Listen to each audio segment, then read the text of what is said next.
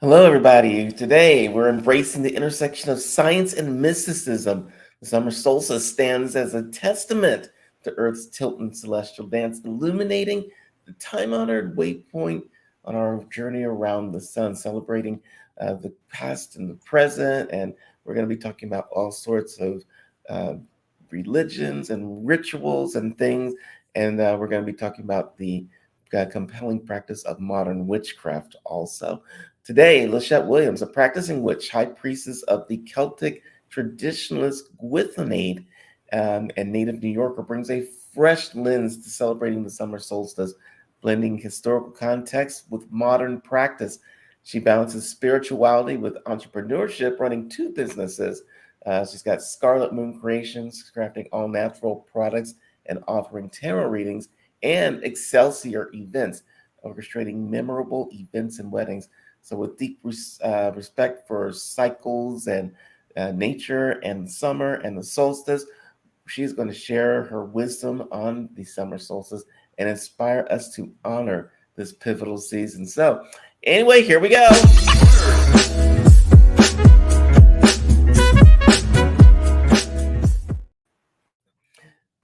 I am so glad you're here, Lashette. We got everything worked out and everything looks awesome. You are muted right now, so I can't hear you. There you go. Awesome. How are you today? Oh, how does that happen? Okay. I am very good, very good. The weather has gotten better today, so I'm happy Yeah, for that. excellent. You're not letting the Canadian smoke storm get to you too bad, are you? I don't know that I have too much of a choice about letting it, but I am doing pretty good. Excellent. Staying Let's indoors. let's jump into the summer solstice for 2023. And the solstice, I guess, it occurs this year, June 21st. So it's really, really close. So, as a high priestess of you, how do you personally like celebrate the solstice? Personally, on my own, I like going outdoors and enjoy the sun. If I can, I'll go to the beach. And yes, I will take a dip in the water, even though it's a little early in the season, especially up north here. But I like to balance it out. And I also there is I have like a summer solstice playlist on Spotify that I like listening to. So off the top of my head, there's like "Here Comes the Sun," Uh, the I love that Beatles, song. and just as an example. But yeah, just keeping the sun forefront of my mind. Not that we have much of a choice this time of year. Yeah. Why is the summer solstice important to everybody? I mean, what makes it different than anything else? The winter, the equinox, or any other day of the year? Why is it important to you and to and maybe everybody? Well, the summer solstice is different than existing. You mentioned it a bit in the intro there.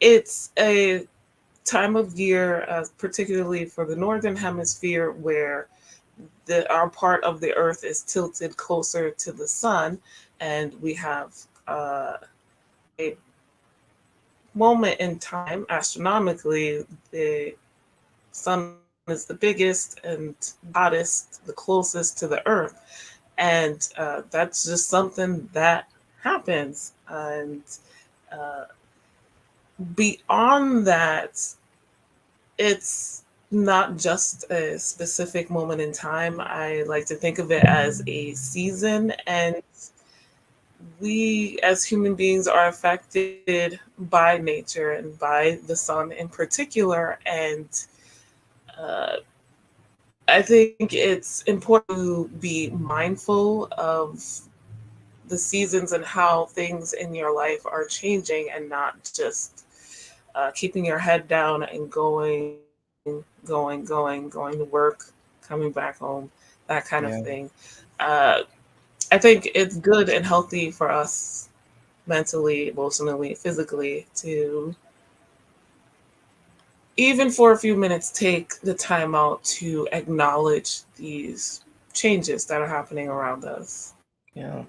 Just so that we got some context, let's talk about just for a second maybe the history of the summer solstice and what it's meant to people like throughout history. Okay, so generally, this is the time of year where things start getting hotter. I think in ancient times, this was considered the hottest time of year. Again, in the northern hemisphere specifically, southern hemisphere, they're opposite of us weather-wise, Hmm. and so there are some ancient traditions and names like midsummer, and this would be the middle of the summer, where now it's more like the beginning. The heat is just starting to ranch up, where we were, as human beings, more nature, interacting with nature more often on a regular basis. We This is the time between the planting season and the harvesting seasons. So a lot of heat. And yes, you still have to take care of your gardens, your animals, your food that you're growing outside with weeding and things like that. But it's more repetitive. It's more of a resting period to an extent because, again, that's a lot of heat, and you need to take some breaks indoors, give yourself rest while you can, because, like I said, done a lot with the plant. There's going to be a lot to be done with harvesting, and because of the little bit of rest that we get there for a couple of weeks during this time, this was also uh, slightly spiritual, slightly mundane, a good time for weddings or hand fastings, getting together with the, if you follow the wheel of year in any way, shape, or form, this is particularly the Celtic peoples in Europe. Um, Beltane would be the holiday before this, between the spring equinox and summer solstice. And at that Hmm. time, that was seen as a very fertile time. The goddess would be getting together, and now as is the time to the same, to leave the deities a little space, a little private time, and maybe also for Beltane, some Beltane festivals, people would see who was compatible, and maybe couples would get together to see if they would be fertile, and then by this time decide, oh, if it's working out between us, we should get married. And Wow. to this day, June is one of the biggest wedding uh, months. So we kept tradition. This month is also quite often, the full moon during this month is called the honeymoon. And that is partially because honeybees, their honey would be ready to harvest if that was a thing you do. Also, because couples have gotten married, the whole honeymoon idea came around this time.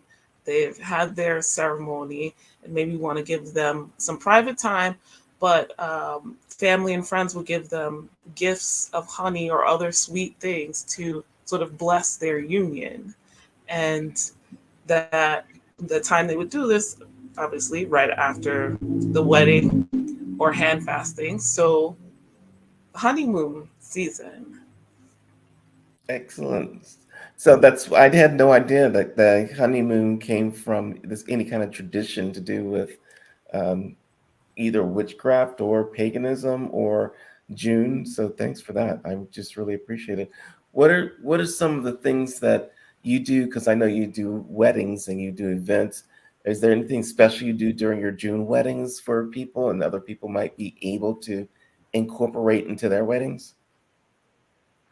I not particularly, because as an event planner or coordinator, it's what the couple wants, or I guess whoever's paying me.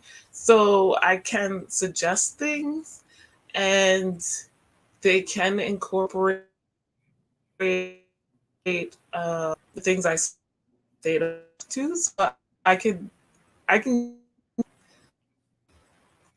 I can give you some ideas that I suggest, but I can't say that too many have taken me up on these.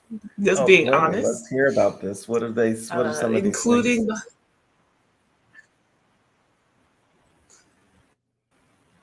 including the honey. Like many couples do like to have a little giveaway to their guests. You can include that, a little honey jar, on the table as a centerpiece or a little giveaway. Also, including in your decor plants and things that are growing now that are um, beneficial to human beings in general. It's like mugwort or St. John's wort. Those both sound very off-putting, but they Um, are very popular even in today's world. Calendula, including yellows and oranges and that kind of thing, and to reflect the sun is here and possibly blessing your union. okay. Let me think. So, that's just an example. Weddings are events, just like rituals, or it is a ritual actually. So you could do similarly at home, even though you're not getting married. Like, what is the significance of like the St. John's wort? What do you use it for, and why do you suggest that one?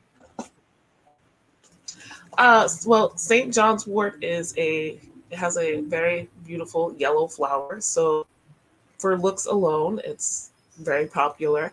But the oils, when you press the leaves and flowers, it comes out like this red oil, and it's very good for your skin and skin. It helps with allergic reactions and other anti-inflammatory and antimicrobial. It has very many properties. So actually, St. John's wort is in a lot of skincare products that are Hmm. on our shelves, and also in some medicines as well that we take internally. So you can make a tea for it. And the flower comes out around late June. So perfect Okay. timing. If you could talk to people and you're just one on one with them, like you and me right now, what is it that you Hmm. want people to know about the solstice and why it's important and why they should celebrate it and what it means to the world? What is it that you want to get across to people? Um, what I want to get across is that it is a fun time. Actually, it's my favorite holiday. Period. Even before I was a witch this time of year, I'm a summer girl, even though I was born in November. But Mhm. the thing I want to get across is like this is the opposite of Yule or the winter solstice, and we do a lot for that time, and I understand why, but I think honoring this time of year is important as well because it is the opposite. It's another time where things are changing. it affects us and our bodies and our minds just as much. I have learned that there is such a thing as reverse sad. So sad happens. Seasonal affective disorder happens Okay. usually in the winter time, particularly in December, the darkest time of year, um, because studies say that people have not gotten enough sun. In inverse, here we have reverse sad, and that is people getting too much sun. You get burnt out, you get literally sunburned, um, overstimulated at this time. This is a time of year that's very fiery, very active. People want to be out, people want to be social, and it becomes too much. Yeah. And yes, I do want to be out. Yes, I do want to be social. I want to go to those barbecues. I want to go to the beach, but I still need to take that time to look inward, to stay inward and recover. To it's I think some people find themselves at a loss with when they don't feel those urges, or they maybe even feel literally sad for not wanting to have fun or in the sun, as they say, and just realize this. There's a reason for that. You might be overstimulated. You might be overextending yourself, and it's uh, you should not feel shame or disappointed in yourself. That's a thing that you might want to sit down and do some shadow care and ask yourself why you're feeling the way you are and get to the root of it. Are you overworking? Are you maybe being too social, pulled in too many different directions? Too much sun can burn. The brightest of lights creates the darkest of shadows. Oh. And you might need to, instead of for your summer solstice ritual, bringing in elements of the sun, like the St. John's wort or yellows and oranges, maybe do the opposite. Maybe bring in some blues and greens. Instead of going out to the beach, maybe stay in, pull some cards or journal. Um, or if you're going to the beach, get in the water. Mm-hmm. There's a reason we go to the beach. It's not just for the sun, it's because it's so hot. We know that there's this close body of water that can re-moisturize us, that can cool us off and cool us down, and maybe even help us relax. All the elements are there at the beach. There's a liminal space.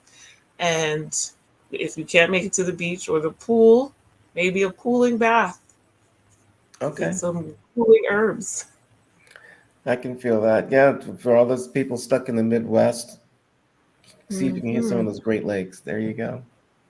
Yes, yes. So, Lashette, I want to learn some more about you personally. Let's talk about, we're going to play a game called This or That. I'm going to give you two choices. You can choose one or the other, but you cannot choose neither or both. Um, just fun questions about Oh, things that you do and believe. So just choose one or the other. Um, so what about, or let's talk about casting spells. Casting spells at dawn or dusk. oh, dawn or dusk? Dusk. Dawn is early. Hmm. So which one do you like? Dusk. Dusk, okay. Um, let me see. Journaling or tarot card reading for self-reflection? Wow. I usually do both in tandem, but I guess journaling. Hmm. I'll go And with you do journaling. reads for people also, right? Yes. Okay. So how about this is an interesting one because I know what I would pick, but outdoor solstice Hmm. rituals or indoor solstice rituals? Oh, outdoors all Okay. the way. What would you pick? I would pick indoors because the sun burns me. Oh, So that's just me. I like nature. I gotcha. How about celebrating the solstice with a bonfire or a sun dance? How are we not doing a Sundance around the bonfire? I don't Like know. I don't know. I Sundance. Okay. I Okay. like dancing. How about meditation during sunrise or sunset on the solstice? Meditation during sunrise. Okay. I Do do you that. also practice there's a lot of people that practice actually looking in at the sun or sunlight. Do you practice any of that? No, no, not as a practice. I mean, every once in a while I'll glance, but I think my uh, middle school science teachers taught me too well about looking directly in the sun. Okay, yeah. I've always wondered about that because there are people who swear by looking at the sun and it energizes them. I'm like, I look at the sun, it just makes me go blind. Mm, uh, Exactly. Yeah. How about reading about witchcraft or attending a witchcraft workshop? Ooh. Somehow this is the hardest one so far. Uh-huh. What should I say? What should I say? I mean, attending in person is probably better, but I'm also a big reader. Okay. I will attend in person. Gotcha. What about midnight ritual under the full moon or a noon ritual under the sun? Midnight ritual under the full moon. Would you do that ritual before the like coming into the solstice that day or going out of the day into the next day? Well, it depends on when the full moon falls. That's actually a thing that druids do and have done. Um, they practice the solstices and the equinoxes on the nearest full moon Hmm. rather than the more astrological date. Uh, so it would depend, does the full moon fall before or after? But Which do you prefer or does it matter? I have a slight preference to before, just because I'm slightly anal that way, wanting to do things. I'd rather do it on the day of, but that, life makes that very hard. But, you know, I feel like I kind of stick, Hmm. so I'd rather do it before leading up to it. Makes sense. How about using crystals or herbs in solstice rituals? Herbs. I Okay. I do have crystals. I do use them and I feel the energy of them, but I'm not as drawn to them. And quite often I will forget I have them. So that does Gotcha. not happen with herbs. Let me see. I don't know if you're into spells or not, but if you were or are crafting your own spells or using traditional spells.